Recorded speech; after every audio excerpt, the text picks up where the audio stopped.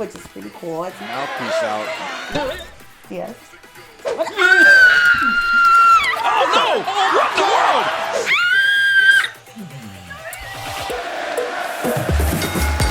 Welcome everyone to Ring the Bell. This is Diaz. And Paloma Star. And we have a very special guest, the executive editor of Bell to Bells, Phil Lindsay. Yay, Phil. Back. NXT AEW show. People were missing your beautiful face. My beautiful face. And now you could see it. Yeah. Yay. Glad to be seen. You know. The jacket's back. Yeah. This is a really cute jacket. Isn't it super cute? There's so much about it. Oh my gosh, it's been over a year that I did not have this super cute leather jacket, and I finally have it because I beat Shayna Reed for it. I think Shauna took good care of it though. Right? I think so too. I mean, even though she let fans and other wrestlers and her dog wear it. But. Dog. Yes. Let's get into SmackDown. Let's briefly mention that Otis is having that whole montage of getting ready. You called it. You even said that there should be a montage of them getting ready. Was there Mandy's side of it or no? I didn't No. see it. Yeah, that was She sad. had something to do. Let's go to the main event of SmackDown. Alexa Bliss versus Dana Brooke versus Carmella versus the only person with the entrance, Naomi. The only person that we really wanted to see. Exactly. You don't want to see Dana Brooke flex time. Flex appeal, sorry. That works Flex too. appeal. Flex appeal. We were all waiting for the Glowfish Bowl. We were all looking for EDM. I checked Wish.com. It's not up there yet. Not yet. Is your fabulous shirt from Wish? Well, someone at this one? Oh. So Naomi is the only one with the entrance, which served as a little swerve at the end. Totally. And also, it's weird. It's the main event, so you figured each one of them would get an entrance since it is the main event. So you trust these women enough to be in the main event, but you don't have faith in them enough to get their own entrance. I wonder where Tamina is. Isn't she on Raw? What? Is she? Oh well, I just thought it was interesting. It was Naomi versus three blondes. Well, Oh my anyway. gosh, it's so funny you say that because I was about to say that too. I was watching it and I'm like, wow, this is a really indie match just because of the moves and the falsies and also all the blondies in it. So What do you mean indie? So a lot of indie style matches is a lot of falsies. So a lot of like waterfall moves, like boom, boom, boom. A lot of people like no selling stuff, or a lot of people like doing big moves and like big move after big move after big move, or like spots for the sake of doing spots as opposed to it making sense. Really good example is now like everybody does the Canadian Destroyer, and it's now even seen as a transition move as opposed to like this devastating crazy finish. So I was like, oh, it's a very indie match. I'm like, oh, and three blondies, another very indie thing to do. So Naomi was very dominant throughout this match. She was. At some point, I was like, she looks so great. There's no way she can lose. And then she did. That was so surprising. I was like, wait, what? I'm still not sure what to make of it, honestly. I mean, not to say that I don't think Carmella deserved the spot. I do want to see Carmella versus Bayley, but I wanted that like 2 months ago. Yeah, exactly. Some people are saying that Naomi's shoulder wasn't down, so it was like storyline purposes. What do you think about that? I think that was an accident, honestly. Her shoulder was up. You could see Carmella trying to force it down, but that was after the ref had already started counting. Yeah. So it looked like an accident. The only, I guess, redeeming value of Carmella winning, that sounds terrible. I'm not saying, I'm not shitting on Carmella. But I guess the swerve that we got is that maybe they're going to save Naomi versus Bayley for WrestleMania. And they're using Carmella versus Bayley for Super Showdown or whatever it's called. Yeah, no, I hope that's the case. I'm pretty sure that's the case. So they probably needed somebody like in between time. I mean, Naomi was booked so strongly. I don't feel like WWE's trying to just like bury her or like, move past her. I think there's a plan for her. But also, Carmella looked so happy when she won. Even when she was being attacked by Bayley, she was like smiling. Yeah. She was like, probably like, finally.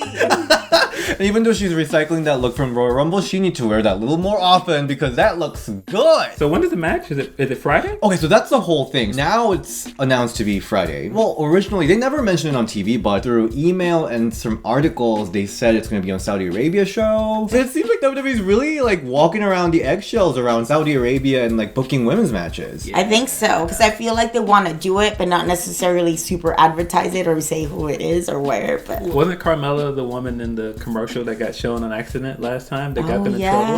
Oh, I had no idea. I think it was, because remember it was like her dancing in the like SmackDown commercial, and they had to even like apologize for it. I think Carmella's gonna be awesome in Saudi Arabia show though. I just want them to like rain money on her. Yeah. It's like money. I think it's definitely whoever they put the Saudi Arabia show, would be a smart idea to put somebody who's more character and more like expressive based, since they have to be all covered up. Oh, got it. So like not only just covered up, but I think a lot of times that kind of limits to not what you can do, but how you can express yourself. And so many women, I feel like, rely on their look. So I think it'd be cool, like, for her to see her do the moonwalk and do everything that she does. So maybe they'll be a little bit. What do we think of Dana and Alexa in this match, by the way? I think because Naomi dominated the match, it's kind of lost that they were in there. I did think Dana looked really good in a few spots she had. I like Dana's Batista bomb spot. People pop for that. Yeah. There was one moment that I kind of felt bad for Dana. She was really trying to like put up Naomi and like shout something, but she doesn't know what she wanted to shout. She was just like, yeah! Power of Dana Brooke. Say something, but like she didn't say anything. You know, she's working on it. She's trying. She's getting little by little. She's getting there. Dana's selling was really good too. It was. Yeah. Overall, I thought it was a good match. Dana too, but I do agree with you guys that kind of Dana and Alexa were almost a little bit of an afterthought. Yeah. But they did good. It was very fast, hard hitting, go. Like I said, indie style match. Yeah. So I thought it was fun. A different pace for what we're used to for the women. Oh, by the way, who do you think is gonna win? Carmella, Bailey. Bailey. Yeah, okay. Bailey. Bailey. Okay, let's move to Raw. So we got Becky Lynch versus Asuka, the women's championship match. What do we think of this match? First of all, I was so surprised that they kicked off the show. Yeah. Already? Okay, cool. Let's do it. I did not expect that. I thought it was cool because either in wrestling, you either want to be the first match or the last match. Because that's like you kick off the show, you put it up on the good note, and if you go first, like everybody's going to be like, oh shit, I don't want to follow that, especially if you do a really good job. And of course, the main event, it's the Covenant spot. But I was actually surprised at it. But it was a really, really, really good match. Yeah. It was a really good match, and having seen the main event, I mean, the main event was good, but they should have. What was the main They had event? the better match. What was the main event? 8-man tag match. You know, but we were talking about actually, like, I don't feel like main event is main event anymore. Less people watch main event. When we get to the after of the match, it would have made more sense to end the show with that. Oh, I see what you mean. So there were so many pins, so many combinations. Yeah, super fast. It was so different from all their other matches, which made it super fresh. Yeah, it was better than the Rumble match, quite honestly. I agree. And then people were alive. They because were. It was the start of the show. Yeah. So people were so into it. Asuka, just 2 weeks in a row, just killing it with Raw matches. Yeah. I'm so proud of her. And then also, I really love how they started off with technical wrestling, with chain wrestling. I'm a huge fan of technical wrestling, and chain wrestling specifically because I'm not that good at it, which is why I really like it. So it was awesome to see that exchange with them because, quite honestly, you don't see that a lot from women, especially with such a big important match. You know, it's just a hot start, but having seen the technical side of it and how it progressed to like technical chain wrestling and then submissions and then going back and forth with the pins, it was a really good progression of the storyline of the match itself. Really good technical stuff. There was really innovative stuff like the arm drag on the rope. They always have like a really crazy apron spot, and I'm like, please don't kill each other. Right. You know how like Becky always get criticized from the fans for not being good in the ring? What's your thought on that? I think it's not that she's not good in the ring, it's that she's complacent, that she doesn't have to do much. She's already good and over with doing that, so why should you kill yourself and put your body through more if you don't have to? I think it's more being comfortable where you're at as opposed to her not doing good. Because she can deliver matches, obviously, as we just saw, but I think it's more of like being complacent with where you're at. I like that she finished this match with, is it the man slam? The manhandle. The manhandle The slam. manhandle slam. Yeah. She didn't use that for a while. Did she use it at the Rumble? I thought she did one off the rope or something like that. She did. She did use it on the, but she didn't use it as a finisher for a while. Yeah. So I'm glad that she brought it back because I think she needs to, it's like a little... Yeah, a little bit refresher, mix it up. So. Yeah. And especially since she doesn't wrestle as often, so she could be like, oh, I'm off training, learning new moves or implementing new moves into my moveset. I also think that Kairi Sane was used very well. Oh my god, that's She popped up. That was my favorite spot. So cute. She's like, bye! Bye! Perfect. Yeah, Perfect. they used her very well. One of the stars of the match when she did the save spot where she pushed Asuka out the Oh, way. that too! That's so cute. How is she a heel? She's so cute. She was great. She was great throughout the match. It just kind of sucks that they're the tag team champions. Like, I love them as the tag team champions and keep on going as the Kabuki Warriors, or don't have the titles on them and have those titles on somebody else who does need them because they're doing such a good job right now. Don't really need the titles, and I don't want the tag team titles to be forgotten about again. Yeah. Because like, the Kabuki Warriors did such a good job of making it mean something for a little bit, and then now they're involved in this cool, different storyline. But I'm just like, what about the tag team titles? So I think Asuka's kind of cleanly out of the storyline. Yeah. I hope she gets back to the tag team I hope so, championship. too. Yeah. Who do we want to see Kabuki Warrior go against? Part of me wants it to be the ret- Boston Hug connection. Yeah. Like, I think that would be great. Because, I mean, they lost it at Mania. They haven't really challenged again for it since, StarCast? And that was in the 4-way. Can I want Bayley to lose the title before that? I am like not really into Boston Hell Connection going for tag title, to be honest. I want more mid-card involved with this. I think it's time. Yeah, I agree. I would rather see the returning IIconics. I want Fire and Desire. Fire and Desire, yeah, that would be a good one. Especially because they have actual like interesting storyline going with Otis. That might be really fun. Talia and Beth Phoenix, maybe that would be a really fun one. That Just would be think really about fun. it. But yeah, I just want someone outside of that. The same people going to WrestleMania. Well, I said that for WrestleMania because it's gonna have to be a big match. Yeah, they're not for gonna sure. pick someone that's like That's not true. a big name. Yeah, Yeah. that's very true. I also do like how Kairi Sane is being used, but I also feel like she's then gonna be underused as a wrestler. You know, Yeah. it's kind of that trade off. Like she's so cute and good at doing these small, cute little spots. I just don't want her to be like. And Asuka's sidekick, she's very good. She's very talented. Use her. Yeah. You know, as the best like women wrestler that she can be. They better give her the whole pirate ship entrance. Oh my God, They come better. on. They better. Come on. Let's talk about Shayna. Shayna came out.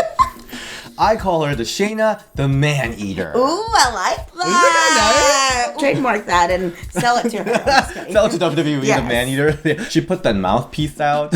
And then she started biting on Becky's neck. Yeah, I mean, I was very, very confused by it. I mean, it wasn't bad. I don't want to say it was bad, but it took a few minutes where I was still staring at the screen like, oh, she really did that. Okay. I did not watch this live. We were out, and Cody actually told me. He's like, "Oh, guess who debuted on Raw?" I'm like, "Who?" He's like, "Shayna." I'm like, "Oh, yes, it's awesome." I'm like, "Oh, she also bit Becky's neck." I'm like, "Oh, okay." I didn't even think much of it. And then when I saw it, I texted him. I'm like, "Why didn't you tell me this?" He's like, "I told you that she bit her neck." I'm like, "You didn't tell me it was like all vampire style." What?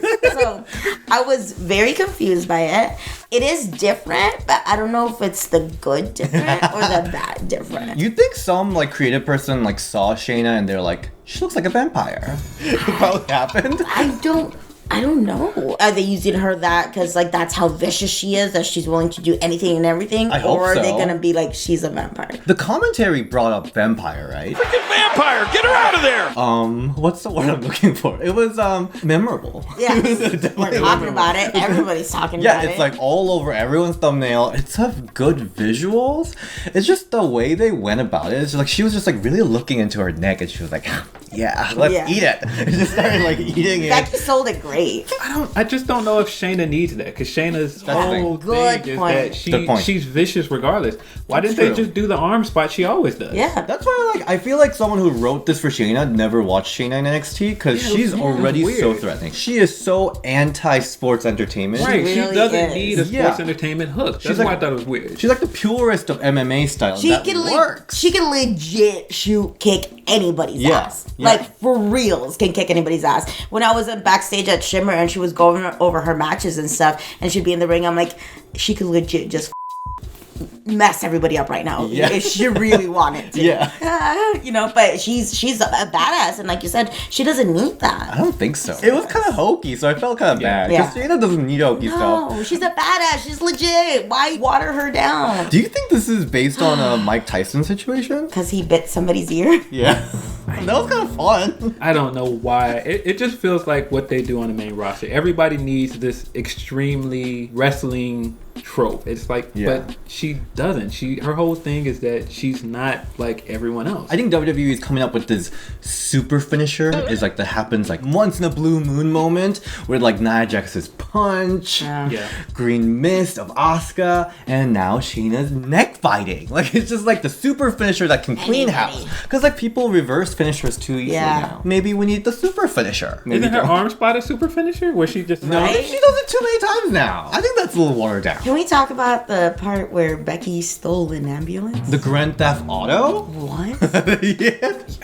Why do we need that? I don't understand why they did that, but that's also when I said earlier, if it was the main event and you just go off the air with the visual of her standing over her with the blood on her face, you're gonna be like, "What is going on?" I'm gonna tune in next week to find out. That's a good cliffhanger. You don't need it to play out throughout the rest of the show, and then having her come back later just to cut a promo. I think it's kind of cool. I mean, it was dumb. But she just like pushed out the driver. I'm gonna drive all the way to the hospital, which I don't know where it is, and then she's gonna drive it back, and then she's like, damn. What? I hated it, but it's kind of cool. I mean, maybe they're trying a little bit too hard with that whole Stone Cold comparison. That was so unnecessary. You think it was cringy? Yeah.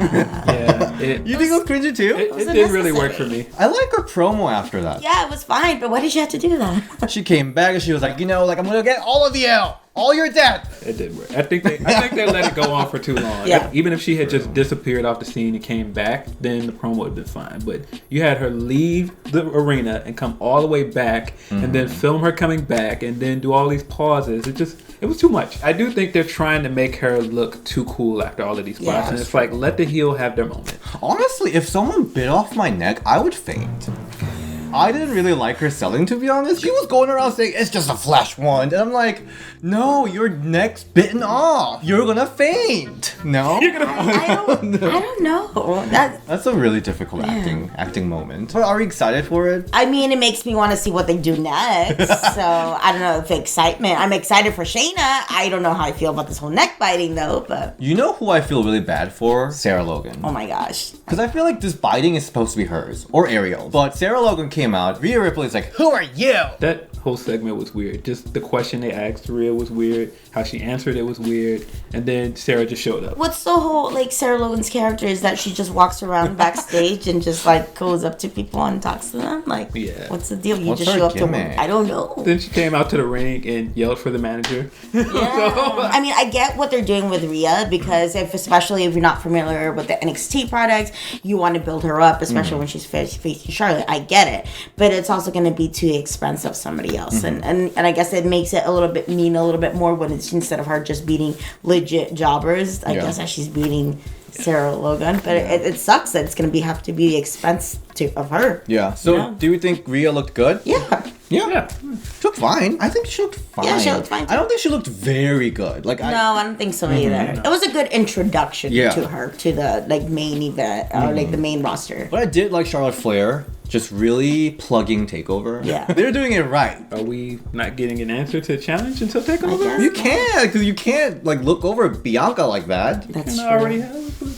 And everybody totally already is, unfortunately. I'm not. I don't want to. Might be triple threat. Yeah, I think that would be cool. It's one of those things where they are clearly trying to plug NXT. Like, hey, Charlotte's going to be on NXT. Now they're probably doing, hey, Becky might be on NXT, so watch Wednesday. Okay, so they're cool. Rhea Ripley. I think it was fun. Whatever. You're a royal pain in the... A royal pain in my... There were a little acting moment. There were a lot of acting moments. There was. Yeah. There was a Lita chant. That was cool. It was refreshing. I like it. So Ruby Riott interview, she talked to Sarah Schreiber about why she attacked Liv Morgan. Why? It was a good interview because I believed what Ruby Riott was saying. It did not feel like I'm reading off a script and lines that I had to memorize. She had a really good flow. She's a good promo. Yeah. Yeah, I think she's quietly one of the best female promos on the roster. Yeah. I really think so, but they really didn't utilize her well. No, they didn't. Yeah. I really like the reasoning and where the storyline is building towards. Liv Morgan has been a follower for this entire time, and that was really so has. cool. Yeah. So I'm glad they picked that up on making it into the stories. If they do it right, I feel like this is a very feel-good storyline, you know? Because everyone have experience of being a follower, and there's someone who's telling you you're a follower. You're a shoe. You're a shoe. You're a shoe, and I am a head. But sometimes I want to be a head. That was cute. I'm just personally glad they got her away from Lana. We need her in a new shoe immediately. So I'm glad that this is a thing now. She doesn't even need Lana. No, not at all. She doesn't. So that is this week's Raw and SmackDown. Fun stuff. Good matches. Did you have fun? It was fun. There was a lot of weird acting moments and biting, but I it was fun. It was definitely memorable. We're talking about it. Everybody's talking about it. Something. And I got to have hot sauce all over my mouth. You liked it. Phil, where can we find you? You can find me on Twitter at PhilDL616, and you can find my writing at belledebelle.com. And you can find me, the War Women's Champion, and still at Paloma Star on Instagram and Twitter. Oh my God. This Saturday, you could find me in Milwaukee, Wisconsin, Brew City Wrestling against Elena Black. Ooh, fun. She's gonna read you some tarot cards. I know, and I'm gonna be like, witch. And you can find me at DShin and Ring the Bell DS on Twitter. Alright, bye.